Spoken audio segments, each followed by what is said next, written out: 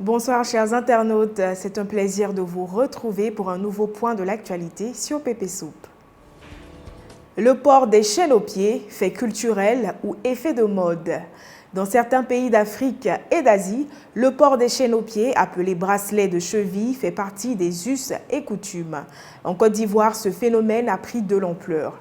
Ces bijoux, touches de beauté et valeurs culturelles que nombre de femmes et jeunes filles apportent à leur toilette, génèrent cependant des commentaires désobligeants. 88-49. Dans nos sociétés africaines là, ces dernières années là, si tu veux que là, les gens n'ont qu'à te traiter de prostituée ou bien truc là, ma soeur, pardon, faut porter chaîne aux pieds.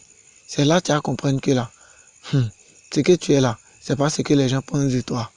Mais là, connais Fatih Mélodie qui est une jeune fille âgée d'une vingtaine d'années, étudiante en Master 1 à l'INJS, va essayer de nous convaincre en nous expliquant le contraire.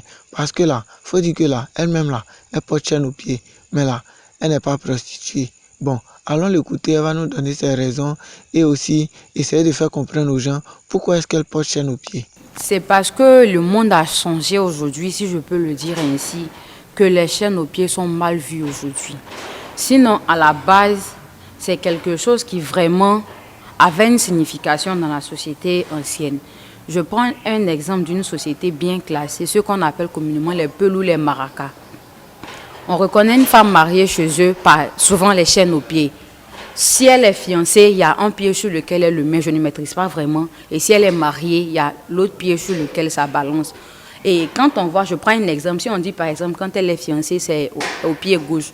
Lorsqu'on verra une jeune fille maraca avec une chaîne au pied gauche, on saura que celle-là, elle est déjà promise. Vendu dans 121 pays en 36 langues, le Scrabble est un jeu de société au cœur du prochain reportage. Pour exceller dans ce jeu, une stratégie pointue, un vocabulaire garni et une connaissance littéraire sont de rigueur. Hormis cela, les parties de Scrabble sont toujours des moments de plaisir pour les passionnés. 20-11. Il n'y a pas que le football, le basketball ni le volleyball pour pouvoir se distraire. À côté de ces jeux, il existe des jeux de société tels que le Scrabble. Le Scrabble est en effet un jeu qui consiste à écrire des mots en fonction des lettres tirées au choix. Voici M. Diarasouba Ibrahim, grand opérateur économique, également grand passionné du jeu de Scrabble. Lui que vous voyez là, il est tellement chargé dans sa vie, mais malgré ça, il arrive à aménager une page horaire pour se consacrer au jeu de Scrabble. C'est un jeu qu'il affectionne beaucoup. Faut dire que pour être apte à jouer ce jeu, il faut avoir un certain bagage intellectuel en grammaire, en vocabulaire, sur ton orthographe. Monsieur Diarasouba nous en dit plus. Écoutons-le.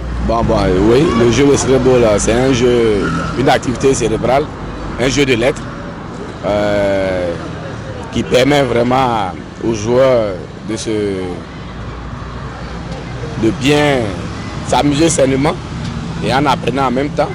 C'est un jeu même qu'on devrait conseiller aux jeunes élèves parce que ça relève le niveau de vocabulaire, même la grammaire et tout ça. Voilà, il faut dire que le jeu de Scrabble, c'est un jeu qui développe beaucoup l'esprit. Et pour M. Diarasouba, c'est un jeu qui doit beaucoup être conseillé aux élèves dans les écoles. Et on doit beaucoup insister pour que les personnes qui ne s'y adonnent pas commencent à s'intéresser. Parce que c'est un jeu qui développe ce qu'on appelle l'intelligence, quoi. Voilà, donc les petits frères, les grands frères, arrêtez de trop jouer les jeux vidéo, les trop consacrez-vous aux jeux de lettres aussi, c'est important. Voilà, c'est un peu ça, quoi. Bisous à vous. 64-48. Sur les plages de Grand Bérébi, les Ghanéens pratiquent principalement la pêche. Quand ils terminent leur promenade en mer, les pêcheurs ont forcément besoin de personnes pour les aider à décharger le poisson. Et c'est à ce moment-là que Amon Ronald intervient. Également peintre à ses heures perdues, il affirme que la peinture joue double rôle sur les pirogues. Elle permet certes de les rendre plus belles et esthétiques, mais elle protège aussi leur coque. 29-02. Grand Bérébi est sûrement l'endroit le plus beau que Pépé Soupe a visité pour vous rapporter les bonnes nouvelles. Si vous connaissez un autre endroit là, qui est plus beau qu'ici là, mettez en commentaire. On va voir. Bref, ici là, les Ghanéens et puis les Libériens pratiquent la pêche. En tout cas, les gars ont une organisation propre à eux. Voilà le cousin Amon Ronald par exemple. Lui là, c'est un débarqueur. Ça veut dire que c'est lui qui décharge le Good News, un bateau de pêche, lorsque les gars reviennent de la mer. Mais il ne fait pas que ça. Il y a beaucoup de couleurs bleues sur les bateaux. Qu'est-ce qui explique ça?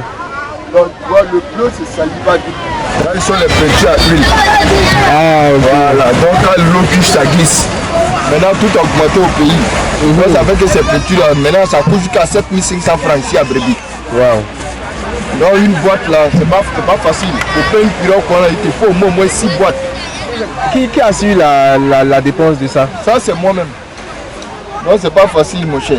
Maintenant, quand tu débarques, tu as ton quota. Donc, à tout moment, quand ils auront besoin de la peinture, toi, tu es là pour taper la pirogue. Mais en tout cas, par la grâce de Dieu, mon cher, on ne va pas taper à la porte de qui que ce soit. Point final à l'actualité de ce soir. Merci de nous avoir suivis.